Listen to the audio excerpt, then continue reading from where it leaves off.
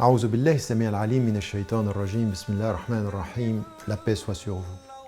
Nous atteignons le 28e jour, pratiquement la fin du Ramadan, nous nous approchons des tout derniers jours et là ce que nous trouvons, c'est encore une fois, dans ces premiers versets qui ont été révélés ou qui ont été transmis au prophète, alayhi salam, il y a des enseignements qui sont importants, il y a des enseignements qui sont nécessaires à la compréhension de notre message. Et puis il y a un lien tout à fait intéressant dans certaines de ces révélations qui nous ramènent à des choses qui sont essentielles. Vous trouvez par exemple dans Surat As-Saff, la Sourate 61 qui fait partie de la 28e section du Coran, cette formule « Sabbaha lillahi ma fi s-samawati wa ma fi l-ard wa huwa al-azizul hakim ya ayyuhalladhina amanu lima taquluna ma la taf'alun » Les cieux et la terre chantent les louanges de Dieu. Il est certes celui qui est le plus sage et celui qui est le plus glorieux.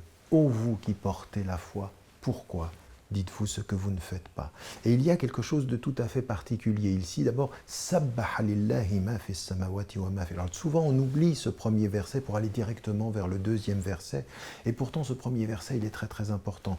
Il est un certain type de rapport à la nature. Et qui est la nature ensemble, entière, dans une espèce de symphonie spirituelle, chante les louanges de Dieu. Elle est avec Dieu dans toutes ses manifestations. Elle est, elle, l'expression de la plus grande cohérence. Elle est créée par lui, elle chante les louanges de celui qui l'a créée. Et donc il y a ici un rapport tout à fait fort par rapport à ça. Et dans cette cohérence, dans cette symphonie, celui, l'être qui manque de cohérence, l'être qui va être la dissonance.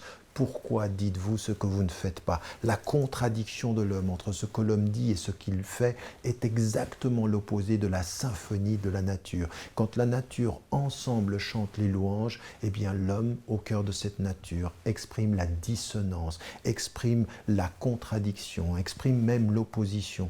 Et Dieu nous dit et nous rappelle ici que notre cohérence avec la création, notre cohérence avec l'ensemble des éléments, c'est d'essayer, autant que faire se peut, de faire ce que nous disons et de dire ce que nous faisons. C'est-à-dire une cohérence entre la parole et le geste. Alors encore une fois, c'est l'œuvre d'une vie, ce que la nature fait naturellement, l'homme y a accédé spirituellement.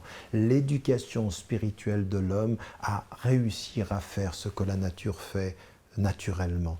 Naturellement, ça veut dire d'une certaine façon, nous qui nous pensons supérieurs à la nature parce que nous avons le pouvoir de la détruire, eh bien la nature nous enseigne la cohérence parce qu'elle est dans la cohérence naturelle.